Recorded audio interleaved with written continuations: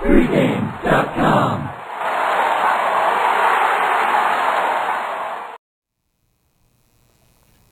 Saturday, Major League Baseball action, interleague style. We've got the New York Yankees against the Washington Nationals. VR, at the beginning of the season, if I told you this was going to be a battle of two first-place teams, you'd said, I can understand one of them. And even then, you'd be like, I don't know, Tampa and Boston might be there, you know? But Washington and the Yankees? Come on. Yankees are expected every year. They're the Yankees. For sure.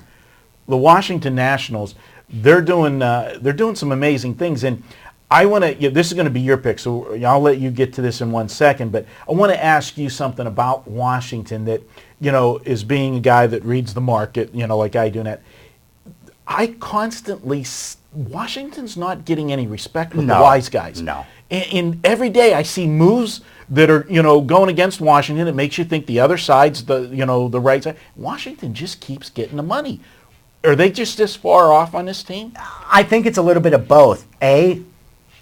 Coming into the season, nobody expected Washington to be in first place this late because it is almost the All-Star break. Right.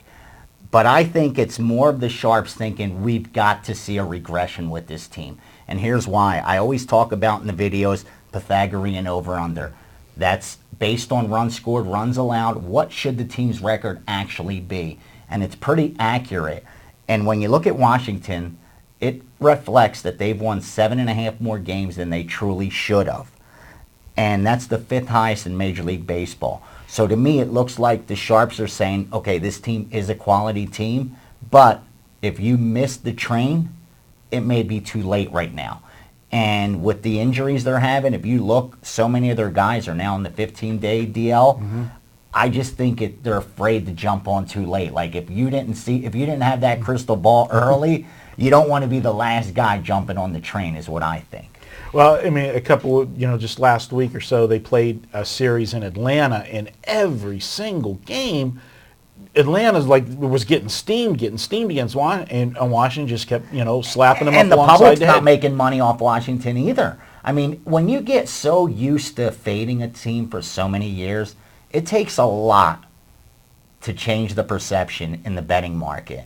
I mean, even if you bring in big names like Strasburg, and even though you got Bryce Harper, and there's that excitement, you got to remember, it's still the Washington Nationals, and when you've been, pretty much trained to expect them to be a below 500 team. They've been a doormat, let's face it. Exactly. It's tough to step up and bet them. Kind of like last year. Remember the Pittsburgh Pirates came out of the gate on fire? Not too many people made money off the Pittsburgh Pirates because you were afraid to bet that team. You're waiting for the other shoe to fall. Exactly, and I think that's what's happening with Washington. But the reason I don't think that's going to happen is because they're getting it done with defense. Hitting could get cold. Mm-hmm. Some teams come out of the gate like Texas did early. They're putting 10 runs up a game. You're going to pile up wins. But eventually, you're going to go through streaks where you can't score runs. And if you don't have good pitching, you're going to get back to that 50-50 level that most baseball teams are. We know the best teams in baseball when the season's over, they win 58, 59% of their games. Right. The best seasons get 60% wins. So, I mean, you don't expect this to continue, but I love that, like I said, they're doing it with their pitching. Number 1 in ERA, number 1 in WHIP, number 2 in strikeouts, number 3 in quality starts.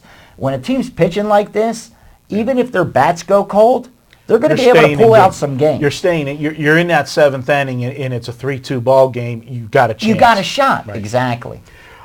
Looking at this game here, I've got a lot of stats on, looking at like the Yankees.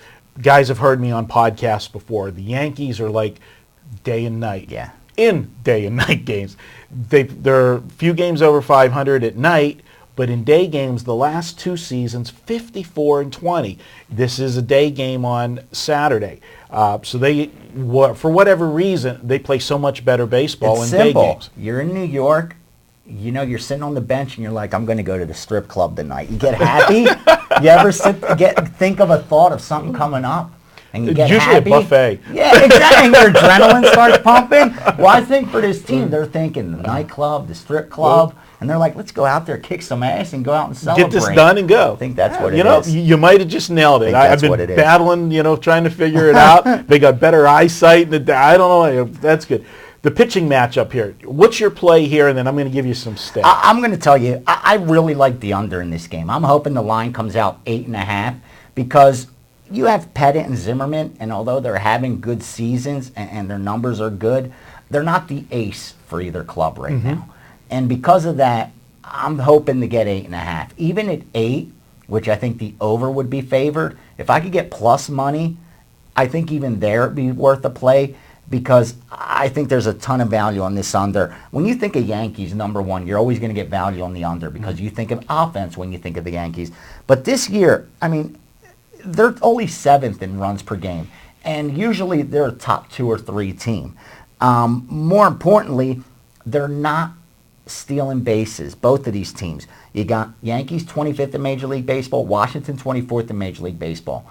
When you're not stealing bases, when you're not getting base runners on and they're advancing to get in scoring position, you're not able to drive in as many runs. And that's what I'm seeing with both of these teams.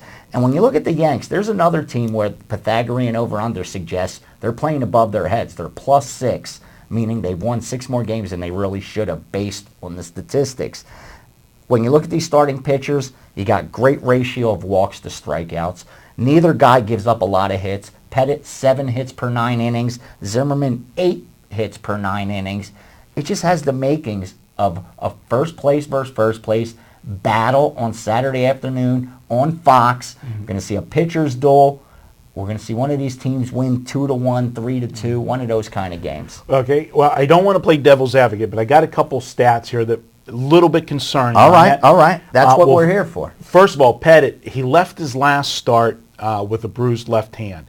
He fielded a ball, in the game barehanded left, but he did pitch Wednesday. We're taping on Thursday. He pitched Wednesday in the bullpen, a session in the bullpen, and he pitched fine. He said no problems. He'll be ready for a Saturday start. The thing that concerns me with Pettit is the guy, I've got 2 stats. I like to break things down day and night and home and away. Sure. And this is both of his worst situations. At home, he's got an ERA of 2.08. On the road, his ERA is 6.43.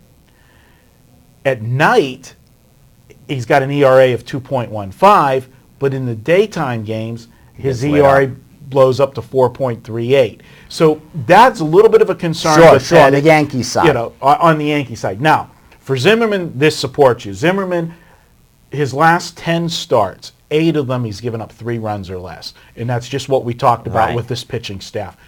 Go out there, give us 6-7 innings. You give up 3 runs. We're in a ball game. Yeah. We're in the ball game. Now, the problem for Zimmerman, why he doesn't have a winning record, is he's not getting any run support. A lot of these games they're leaving him out there. Where the 3 run, he gives up 3 runs and they don't score him any, so you lose. So that bodes well for you on the underside there. I just think that this Washington ball club.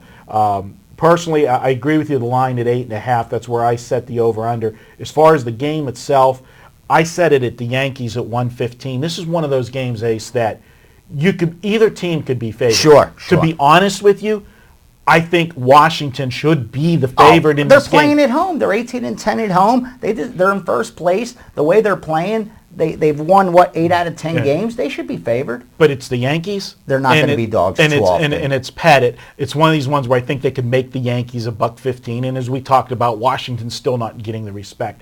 I don't have anything on the over-under. I actually lean to Washington in the game myself. I do too. But that's why also I kind of like the under, Marco, because I lean to Washington, and I think it's because even if Pettit doesn't pitch well, I don't think the offense for Washington is potent enough to light it up. Right. Meaning where they're going to beat this team because they're going to put up 6-7 runs. I think if they beat this team, they're still going to beat them by keeping them, down to 2 runs and being able to, get 4 guys around 4-3-3-2 across type the of plate. game. That's why I was looking at the under. And the only thing I fear about Washington is those injuries. And are we about to see the decline of this team? But I've been waiting for it. Like you explained, Sharps have been waiting for it. So far, it's not happening. It's not happening. Okay, well, this is your video best bet of the week. There it is.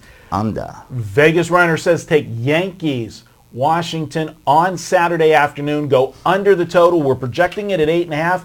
VR says you can take it under 8 if you're getting plus money. So there you have it. That is his video best bet of the week. We're going to be back next. We're going to look at a Sunday baseball game, a couple more surprise first place teams in interleague action. It'll be my video best bet up next here on pregame.tv.